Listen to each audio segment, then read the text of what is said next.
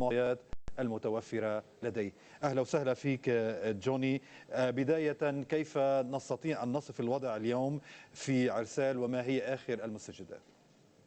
يعني فادي حاليا يمكن القول ان الوضع في منطقه عرسال عاد الى هدوءه بعد دخول الجيش اللبناني وتوقف الاشتباكات. في الاساس هذه الاشتباكات او هذه المواجهه بين المجموعه المسلحه والجيش اللبناني كانت حصلت تقريبا قرابه صلاه الظهر، اي في فتره ما بعد الظهر قرابه الثالثه او الرابعه من بعد ظهر هذا اليوم. اذا الجيش اللبناني انتشر في هذه المنطقه في بيان له وقال انه سيقوم بمداهمات بحثا عن اشخاص متورطين في هذه القضيه. في الحصيله النهائيه لهذه الاشتباكات سقوط 3 أشخاص شهيدان من الجيش اللبناني معهما قيادة الجيش اللبناني، وشخص من بلدة عرسال هو خالد أحمد حميد. بحسب الجيش اللبناني أو بحسب رواية الجيش اللبناني فإن هذا الشخص هو مطلوب من العدالة في قضايا عدة. عند محاولة الجيش اللبناني القبض عليه تعرض الجيش اللبناني لكمين ما ادى الى تبادل المواجهات والى الاشتباكات التي حصلت. وايضا بحسب المعلومات